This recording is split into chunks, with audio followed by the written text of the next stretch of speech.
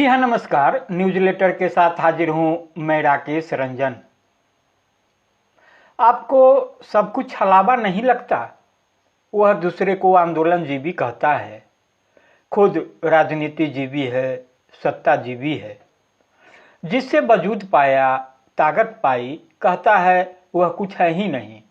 आज़ादी के बाद जिस संविधान की ताकत से संसद में बैठा, कहता है भारत 1947 में नहीं 2014 में आज़ाद हुआ। एक कहता है भारत सच में आज़ाद तब हुआ जब अयोध्या में राम मंदिर बना। वह याद नहीं करता कि मंदिर का निर्माण भी उसी आज़ाद भारत के संविधान की व्यवस्था के तहत आज़ाद भारत की अदालत के आदेश से हुआ। तो क्या माना जाए?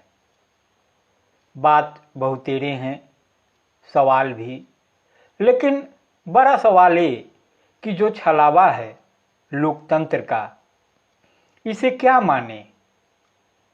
लोकतंत्र के 4 स्तंभ हैं: न्यायपालिका, कार्यपालिका, विधायिका और मीडिया। सबों की हालत जाहिर है, किसी के बारे में कुछ कहने की नहीं लगता कि खास ज़रूरत है। तो जनता के लिए, जनता के द्वारा जो लोकतंत्र की बात कही जाती है, जो अवधारणा है, लेकिन इस सवाल का जवाब कहाँ मिलता है कि किसका जनतंत्र, कैसा जनतंत्र? तो यही जो सवाल है उसका जवाब ढूंढने की कोशिश की है डॉक्टर राम कविंद्र ने। डॉक्टर राम कविंद्र समकालीन चिंतन के संपादक हैं। आपको बता दें कि जो डॉक्टर राम कविंद्र की विवेचना है, उन्होंने इसे 3 भागों में रखने की बात कही है। तो पहला भाग है जिसे लेकर मैं हाजिर हूँ। संसद के शीतकालीन सत्र जो 25 नवंबर से 20 दिसंबर तक चला था। 25 नवंबर को शुरुआत हुई थी, तो जितनी हंगामेदार रही उसका अंत उतना ही विवादास्पद रहा। इस सत्र का हंगामा 3 बिंदुओं पर केंद्रित रहा: जाने माने उद्योगपति गौतम अडानी के खिलाफ अमेरिका में जारी गिरफ्तारी का वारंट, उत्तर प्रदेश के संभल में मस्जिद विवाद खड़ा कर मुसलमानों पर सरकार का सुनियोजित हमला और गृह मंत्री द्वारा संसद में अंबेडकर का अपमान। बाबा साहब अंबेडकर की बात, संविधान निर्माता बाबा साहब अंबेडकर के अपमान की बात। तो इस सत्र का पहला भाग और बड़ा भाग इसी विवाद की भेंट चढ़ गया। इसका अंत तो हमारे देश के संसदीय इतिहास का सबसे भयावह अंत साबित हुआ। पहली बार देखा गया कि सत्ता पक्ष विपक्ष को संसद में घुसने से रोक रहा है। धक्का मुक्की हुई, घायल सांसद अस्पताल के आईसीयू वार्ड पहुंचे, उन पर नौटंकी का आरोप लगा और मामला थाना तक पहुंच गया। भविष्य का अंदाज आप खुद लगाइए और विचार कीजिए, क्या ये तानाशाही के प्रारंभिक संकेत हैं या कुछ और? ऊपरी तौर पर उपर्युक्त तीनों मामले अलग अलग किस्म के लगते हैं, लेकिन तीनों राजनीति के अदृश्य धागों से एक दूसरे के साथ जुड़े हैं। केंद्र और उत्तर प्रदेश की सरकारें चाहती हैं कि संभल जैसी आग देश के कोने कोने में लगा दी जाए। इसकी ज़रूरत उन्हें इसलिए भी ज़्यादा महसूस होने लगी है कि लोकसभा चुनाव 2024 में भाजपा उत्तर प्रदेश में बुरी तरह पिछड़ गई है और पिछड़ने की जो वजह रही और पिछड़ने के जो सकारात्मक नकारात्मक परिणाम हुए, किसके साथ हुए वह भी जाहिर है। तो उन्हें उम्मीद है कि संभल का विवाद मतों के सांप्रदायिक ध्रुवीकरण में सहायक बनकर उनकी जीत में मदद कर सकता है।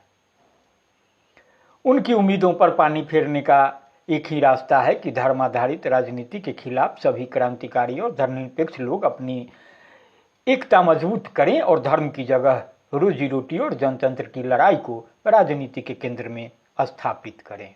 वैसे तो प्रधानमंत्री नरेंद्र मोदी के साथ अंतरंग संबंध को लेकर अडानी हमेशा चर्चा में रहे हैं, लेकिन आजकल खासकर 2023 में हिंडनबर्ग की रिपोर्ट के बाद वे देश और दुनिया की राजनीति चर्चा के केंद्र में आ गए हैं। एक जमाना था जब देश की सरकार टाटा बिरला की सरकार के रूप में जानी जाती थी, तब उसे अडानी अंबानी के सरकार के रूप में जाना जाने लगा है।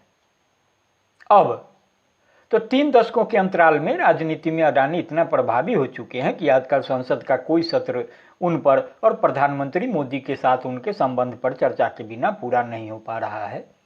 2021 के किसान आंदोलन का निशाना भी अडानी अंबानी ही बने थे। तो हिंडनबर्ग रिपोर्ट में उन पर आरोप था कि उन्होंने गलत तरीकों से अपनी संपत्ति को बढ़ा चढ़ा कर दिखाया, जिससे उनकी कंपनियों के शेयर के दाम बढ़े। यह खुलासा होने के बाद भारतीय शेयर बाजार, खासकर उनकी कंपनियों के शेयर को गंभीर झटका लगा था। उससे वे बुरी तरह उबर भी नहीं पाए थे कि पूर्वी न्यूयॉर्क की जिला अदालत से जारी गिरफ्तारी वारंट को लेकर वे फिर चर्चा में आ गए हैं।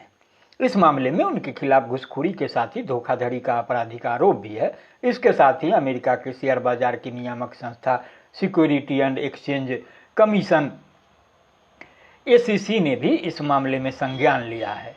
इस प्रकार उनके खिलाफ 3 आरोप दर्ज हो गए हैं। आर्थिक विशेषज्ञों का मानना है कि इस बार का मामला पिछले मामले से ज़्यादा गंभीर है। उन पर आरोप है कि अपनी ऊर्जा कंपनी ग्रीन एनर्जी और अजूरे के कारोबार को बढ़ाने के लिए आंध्र प्रदेश, उड़ीसा, तमिलनाडु, छत्तीसगढ़ और जम्मू और कश्मीर में अधिकारियों को घूस दिया या उसके लिए पेशकश की। तो ये पहली कड़ी है।